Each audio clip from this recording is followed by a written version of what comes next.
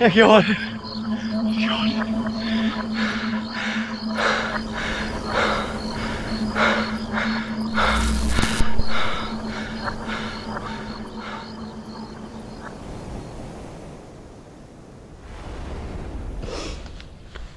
Dag 12 har cyklet 40 km indtil videre.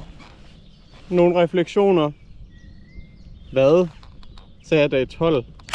Det er dag 14. Dag 14. Stille dag til Tours. Det hedder byen Tours. Jeg har booket et hotel syd for Tours her. 140 km i dag. Kunne måske godt have givet den en ekstra 10-15 stykker.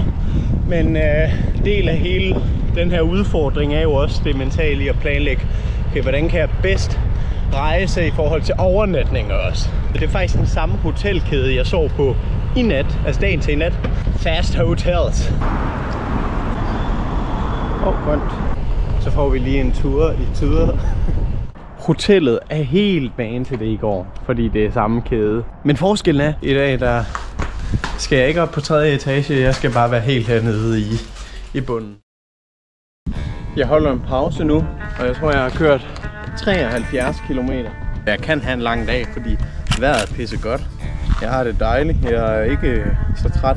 Normalt så ligger jeg på et sted, der hedder mellem 210 og 280 watt over hele dagen.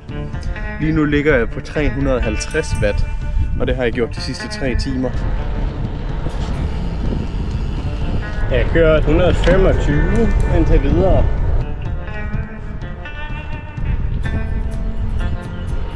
Jeg er tæt på at være fremme for i dag. Jeg har cyklet lige omkring 185, snart 190 km. Min længste dag indtil videre har faktisk ikke været alt for hård, heldigvis. Men jeg blev nødt til at stoppe her, tæt på målet, fordi det her det er noget af det smukkeste, jeg har set på min tur indtil videre. Bare kig på det. Det er en stor del af grunden til, at jeg tager på sådan nogle her ture. Bare at kunne lige stoppe og nyde det her. Det her det er et udsigtspunkt, jeg i hvert fald kommer til lige at smelte fast på nethinden. Wow. Jeg føler mig så fri. Ja, så det her det er byen, jeg skal slutte i. Ja, man. Jeg skal bare finde den lejlighed, jeg har booket. Så hen og finde en restaurant og få noget at spise. Og finde et supermarked og finde noget mad til i morgen.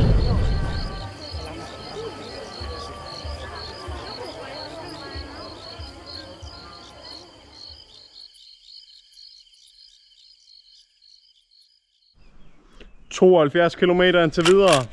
Dag nummer 16. Og gæt hvilken by jeg er i. Det er ikke den rigtige maraton i nærheden af Athen i Grækenland. Det er ikke den. Men det staves næsten ens maraton. Det minder jo lidt om det, jeg laver. Da jeg vandrede min gåtur der, så gik jeg jo omkring et maraton om dagen. Her der cykler jeg så måske... er det mellem 3 og 4 maraton om dagen. Fedt. Det var bare lige sjovt tilfælde. Nå, 14 km ned ad den her cykelsti, helt isoleret. Jeg cyklede de sidste par hundrede på vej. Nu er det isoleret cykelsti igen. Jeg ved ikke, hvor længe det var ved, men dem kan jeg ret godt lide i hvert fald. Dagens 135 km overstået. Jeg har fundet et sted i den her by. Hvad hedder den? Châteauneuf-sur-Charente. Hallo.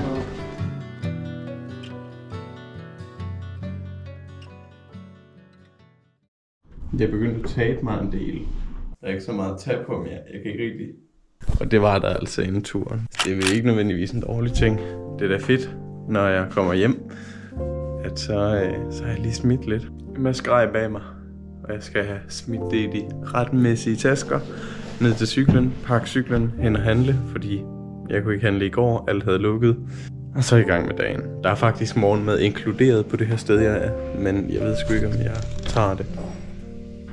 Okay, jeg tror, jeg spiser morgenmad her alligevel. Ja, her kan jeg se supermarkedet nede. Her er dagens feast. Jeg fik købt 2 stykker slæb på mad, som jeg sikkert får brug for. Altså derudover så har jeg købt noget at drikke med noget sukker i. Det her det er bare frøet. Men noget sandwich at spise, og så noget mere sukker. Fordi lige nu skal jeg have noget hurtigt brændstof, og så når jeg kommer frem til Bordeaux, en gang hen af sen eftermiddag, så kan jeg skaffe mig alt hvad jeg vil, for det er en stor by. Og så kommer jeg også til at formentlig at sove på et hotel eller et hostel.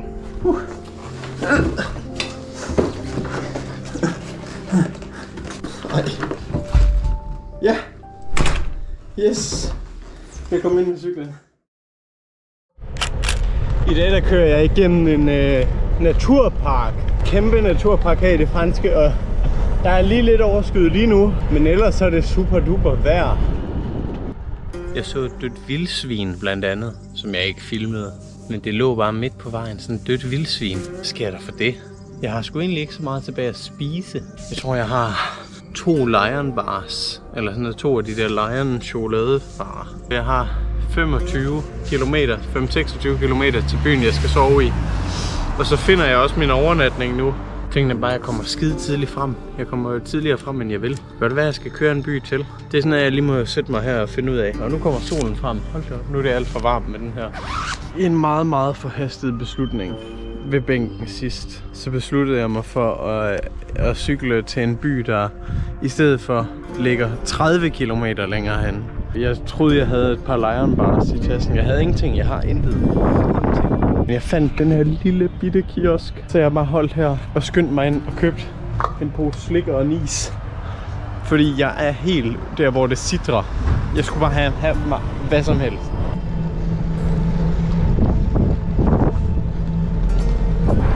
Vilde dags.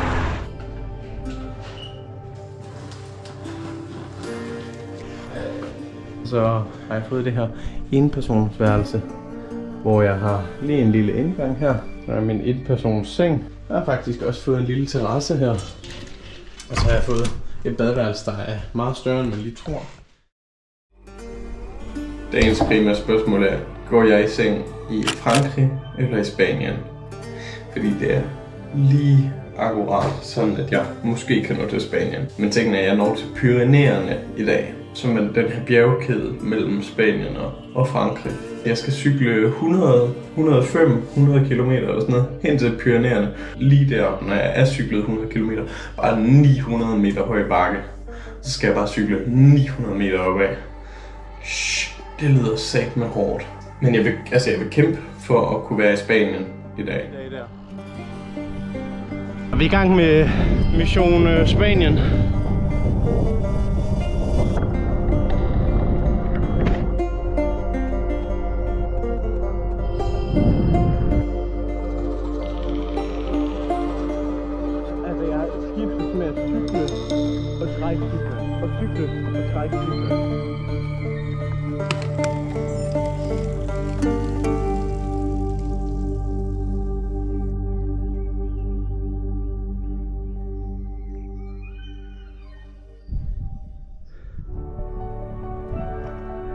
Her, 1000 meter opad, oppe på det her bjerg, midt i Pyrenæerne, der står jeg med et skilt, der peger mig 400 meter hen til Spanien.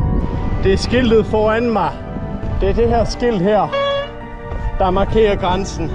Det der betyder, at jeg er ved Spanien. Og det her, det er spansk land. Og det er frysende, isnende koldt. Hvad siger min GPS, det er 4 grader varmt. Lad os gøre det.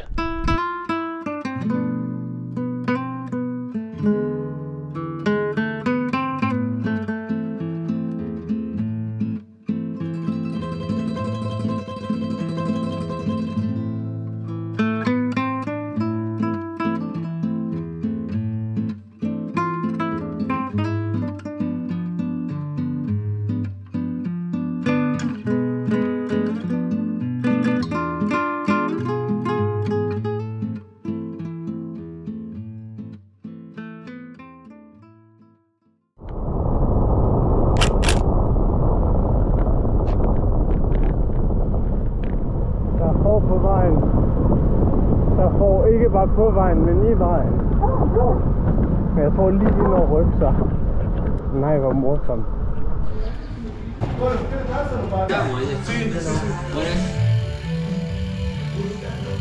Så problemet er, at der er et eller andet kabel derinde, der er sprunget. super fedt, at de kunne løse mit problem, selvom det tog lang tid. Men det var heller ikke et simpelt problem til cykelladerne. Men cyklen står her, og den skulle efter sigende kunne hoppe i alle gear uden problemer med et klik, ligesom da jeg tog afsted. Og det har jeg den ikke kunnet de sidste halvanden døgn. Hele siden jeg kørte ind i Tyskland, har jeg fulgt Eurovelo 3'eren. En meget lang rute, der går. Ja, langt. Men nu hopper vi ind på 1'eren, fordi der er et overlap mellem 3'eren og 1'eren. Og her der skifter jeg, så snart 1'eren drejer fra, så følger jeg den i stedet for 3'eren. Jeg skal have min jakke, det er alt for freaking varmt det her, det er helt galt.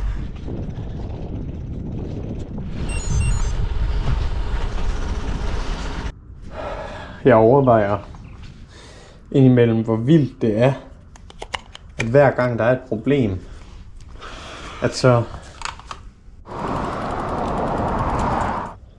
har det løst sig. Altså hvis der har været et større problem. For eksempel, nu stod jeg så i den konflikt, at altså min gear var helt i bunden. Altså de fungerede ikke. Så smuttede jeg ind og prøvede at få det fikset af mekaniker, cykelsmed, hvilket heller ikke. Så brænder det hele sammen, og jeg er fanget i højeste gear, og jeg skal til at op ad en stejl stigning på flere kilometer. Det ville have taget mig 2-3 timer at gå hen til der, hvor jeg så er nu. Jeg fandt et hotel. Jeg er ved et hotel nu, og det var fordi, der kom en mand forbi cyklerne og kunne hjælpe mig. Vi kunne ingen sprog fælles, men vi kunne alligevel få samarbejdet om at få fikset mine gear. Der var jo nogle problemer med de her gear, og det skal bare fikses. Det blev ikke helt fikset i dag, det blev næste større by, så må jeg så prøve at få det fikset igen. I dag er den første dag på min tur, hvor der har været dag 21, 3 uger. Første gang har været sådan ægte, bare fuld sol hele dagen, rigtig varm, mega lækkert. Og det er fucking dejligt. Jeg fandt nogle kyllingesandwich i går, som faktisk så gode ud for en gangs skyld. Og her skal jeg sove. Velorate. Ikke helt mega lang dag. Hola. Hola. Outside with the bicycle. Okay. I show you where you put. Okay. You have a reservation? Yes. Oliver. Den her elastik ud. For så at kunne fjerne mine tasker. Gæt hvad jeg lige har fundet på mit hotelværelse her. Et karbad. Så gæt hvem der skal have sig et varmt karbad nu. Det har jeg ikke fået på turen indtil videre. Det bliver edderspark med godt. Jeg kan ikke huske sidst jeg har fået et karbad. Det er sæt med lang tid siden. Jeg tror vi taler flere år siden. Mange år siden eller. Dagligvarehandlet ind. Noget af en sæk for kun 15 euro. Der er en regnbue. God dag, god morgen, god regnbue. Udover at receptionisten fortalte mig, at det skulle regne i dag. Og den er hele vejen over nu. Jeg kunne ikke lige se den i midten på grund af skyen. Ej, hvor er den fin. Hele vejen. Hvor jeg kører en dag imod den. Det er et godt tegn for i dag. Kan I også se den anden regnbue? Er der ikke to? Dobbelt regnbue, jeg kører ind under. Hele vejen. Mega tydeligt. Det ser sgu da for cyklet, det ser ikke engang ægte ud. For det er også lysere under den end over den. Det ligner en stor dør. En portal, jeg skal ind under.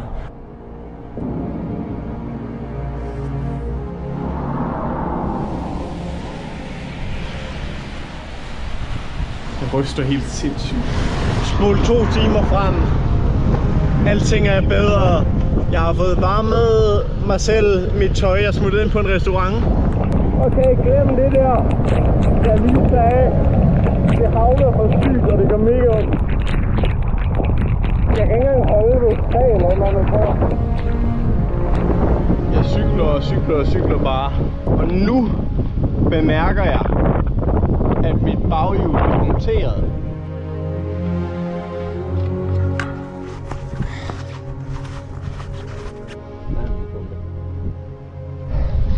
Sådan der, så er den slange skiftet. Gotta do what you gotta do, man. Første punktering alligevel på næsten 3000 kilometer. Så kan man være heldig og håbe, at resten af min rejse bliver punkteringsfri. Nu går jeg muligvis for at være den værste dag det her. Nu kommer jeg ind i Astudillo, som er den by, jeg skal sove i.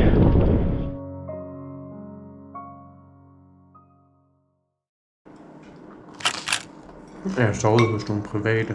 Jeg får noget morgenmad nu. Det er en kølig morgen på 2 grader.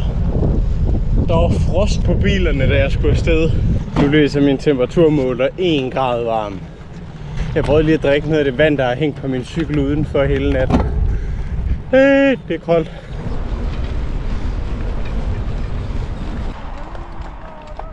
Jeg cyklede 70 km, men sådan, solen skinner. Der er blå himmel for det meste. I hvert fald lige her, hvor jeg er. Og der er helt vindstille også. Det endte alligevel med at blive en solskinsrig dag. Klokken er 16. Jeg har kørt omkring 120 km. Egentlig ok tal. Jeg kunne godt fortsætte. Der er bare ikke nogen gode byer at fortsætte hen til. Fordi lige nu er jeg ved Tordesillas. Tordesillas er en lidt større by, så der kommer til at være overnatningsmuligheder i hvert fald. Nå, det er det. Hold det op. Det er et vildt sted, det her. Hold da kæft. Wow. 2 stykker til mig. Hvad man ikke kan få for ingen penge her i Spanien. Altså nogle gange har jeg været på restaurant, hvor det koster mere end det her fucking sovs. Jeg rocker de sukker i sandaler. Og ud på gaden, hvor jeg skal finde mig noget mad. Simpelthen en tankstation, der er det eneste, der har åbent her i den her by lige nu.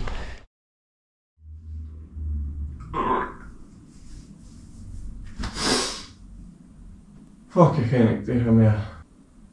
Jo, det kan jeg godt. Jeg kan blive ved. Jeg kan blive nødt til at blive ved.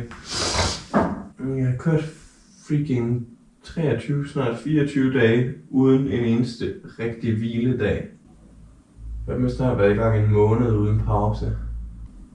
Jeg er helt basket. Jeg er helt færdig. Det sværeste ved den her tur, det er ikke med hver morgen.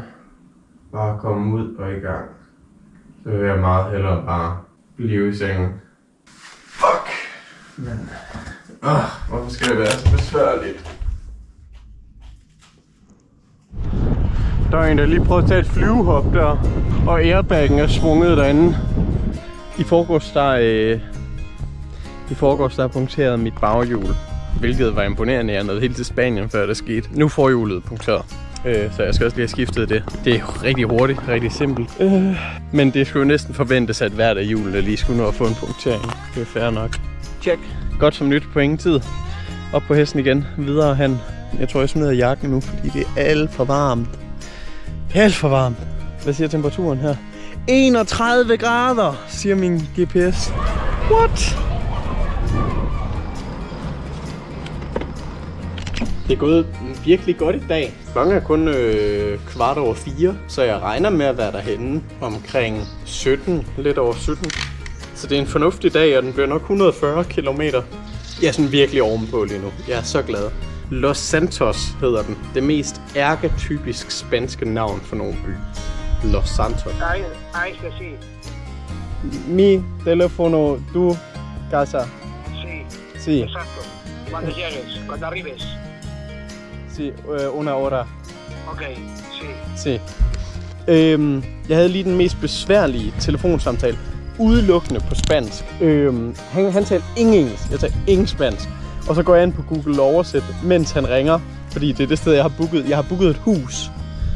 Og så har jeg sagt... Reservé y estaré allí en aproximadamente una hora. Og jeg ved ikke, altså jeg kan ikke... Jeg står på opkald med ham, og så skriver jeg ind. Prøver jeg bare at læse op, fordi jeg kan ikke høre det, mens jeg er på opkald. Så reservé y estaré allí en aproximadamente una hora. Og så siger han alt muligt casa. Jeg ved, casa betyder hus.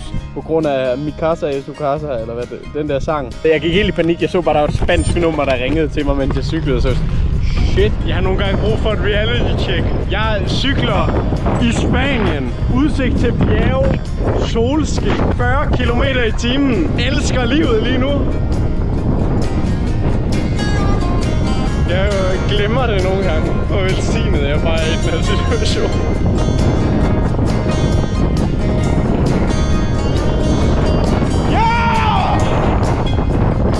Jeg synes, jeg er på toppen af verden lige nu, men det er fedt! Sí.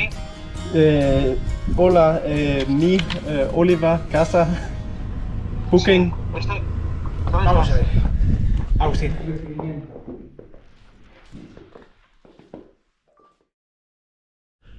Nu skal jeg sige farvel til det her indendørs lille hyggelige paradis, fordi jeg skal afsted i dag.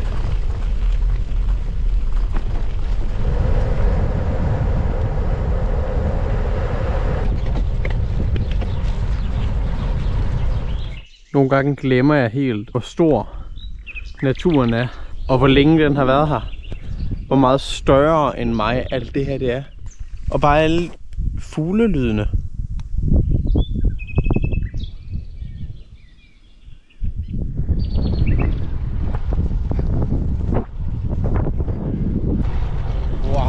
Wow! Og jeg er så... det er de her ting, der gør mig så glad. Det er de her ting, der gør, at jeg kan gennemføre sådan noget her. Det er derfor, jeg gør det. Jeg glemmer det nogle gange, men det er derfor, jeg tager ud. Sådan her så det ikke ud, da jeg cyklede i Düsseldorf. Nej, det skal man til Sydspanien, for man får. Jeg er nået ned, hvor det er super smukt, dejligt varmt, og så varmt, at det ikke engang er koldt, når jeg er gennemblødt, og det regner. Nej, jeg er heldigvis snart ved hotellet om under 4 kilometer.